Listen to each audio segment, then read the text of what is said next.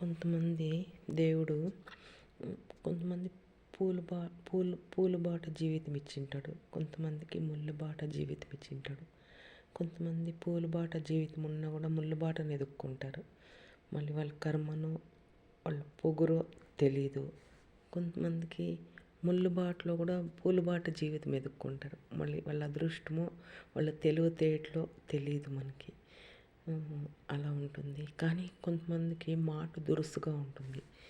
మాట అంటే మాటే మంత్రము మంగళవాద్యము, మాటే మంత్రము మంగళవాద్యము అంటారు కదా పెద్దలు.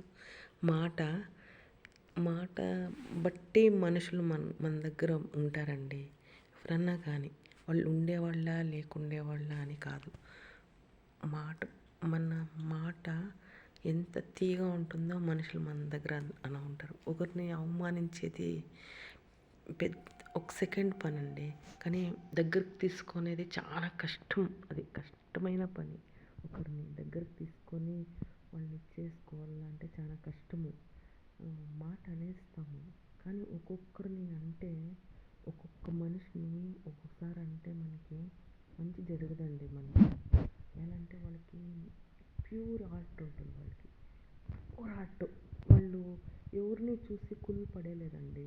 అలాంటి వాళ్ళు కావాలంటే వాళ్ళని పరీక్ష చేయండి. కావాలంటే ప్యూర్ హార్ట్ ఉండే వాళ్ళని మనం ఏమన్నా ఒక్క మాట అంటే అది మనకి ఎంత ఎఫెక్ట్ అవుతుంది అనేది తెలుసుకోవాలా మనము.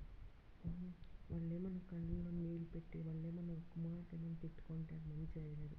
అలా ప్యూర్ హార్ట్ ఉండదు. మనకు తెలిసేలేదండి ఎవరికి ప్యూర్ హార్ట్.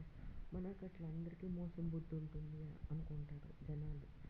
అందరికీ మోసం బుద్ధి ఉంటుంది, మనకు అట్లా అందరికీ కుళ్ళు బుద్ధి ఉంటుంది, అందరినీ ద్వేషిస్తాము అనుకుంటారు. కానీ ప్యూర్ హార్ట్ ఉండేవాళ్ళకి మనకు తెలిసేది ఎవరిని ఏమీ అనకూడదు. ఈ కాలంలో ఎవరిని అనేదానికి మనకు హక్కు ఉండదు. ఎవరు ఎలా పోతే మనకేమండి కానీ అందరినీ దగ్గర తీసుకోవాలా. మనం ప్రేమతో దగ్గర తీసుకోవాలా. హ్యాపీగా అందరినీ మాట్లాడాలి ప్రేమతో. ప్రేమ పంచాలి. కానీ ఈ కాలంలో ఎవరిని ద్వేషం పెట్టుకోకూడదండి. ఎవరిని ప్రేమ పంచి 10 మందిని మనము దగ్గర తీసుకోవాలా. పోయేటప్పుడు ఏం తీసుకొని పోతామండి మనం, చెప్పండి కదా. ప్రేమగా అందరినీ మాట్లాడి అందరినీ దగ్గర తీసుకొని బాగా ఉండల్లా కదా అనుకుంటాం మనము. అట్లా అనుకోవాలి. కొంతమంది ఏం లే అనుకుంటారు, నాకు డబ్బు ఉంది